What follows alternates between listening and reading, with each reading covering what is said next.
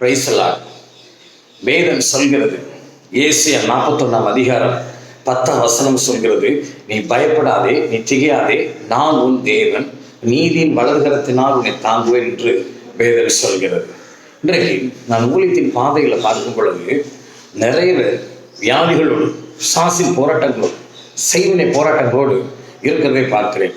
கர்த்தர் நிறைய இருக்கிறது. பிசாசு போராட்டத்திலிருந்து விடுதலை கொடுத்தாலும், அந்த செய்வினை போராட்டத்தை விடுதலை கொடுத்தாலும், ஆனாலும் பார்த்தீங்கன்னா இந்த முன்னாடி பிசாசு போராட்டத்தில் இருக்கும் பொழுது எவ்வளவு பயத்தில், எவ்வளவு பிசாசோடு அந்த ஆதிக்கத்தில் இருந்தாங்களோ, அந்த வியாதிகளோடு அந்த பயம், பிசாசு அவங்கள மிரட்டுறது, அந்த பிசாசு அவங்கள சில நேரங்களில் சில பலவீனப்படுத்திருக்கிறது, அது மறுபடியும் நமக்குள்ள வந்துருக்கிறது.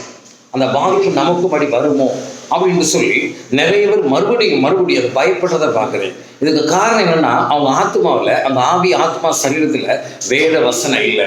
அவங்க ஆண்டவரோடு கூட நெருங்கி இருக்கக்கூடிய ஒரு என்ன சொல்றது, உபாசம், அதிகமாக வேத தியானம், இப்படி இருக்கும் பொழுது நீங்கள் எதற்கும் பயப்பட வேண்டிய அவசியமே இல்லை. வேதம் சொல்கிறது, ஒருவன் எதிர்த்து நிற்பதற்கு வேதம் சொல்கிறது. ஜோஷுவா 1:5. அப்போ ஒருத்தவங்க நம்மளை எதிர்த்து வராங்க, ஒரு குடும்பமே நமக்கு எதிர்த்து வருது, ஒரு நபர் நமக்கு எதிர்த்து வராங்க அப்படின்னா, நீங்கள் ஆண்டவரோடு கூட நடந்தீங்கன்னா யாரும் உங்கள் பக்கத்தில் என்ன செய்ய முடியாது, வர முடியாது. நல்ல தேவ சமூகத்தில் காத்திருங்க. நீங்கள் பயப்பட வேண்டிய அவசியமே இல்லை. கடந்த நாட்களில் ஏற்பட்ட பிரச்சனைகள் நினைத்து பயப்பட வேண்டிய அவசியம் இல்லை. ஆண்டவர் நினைச்சுக்கொள்ள. கர்த்தர். God plus.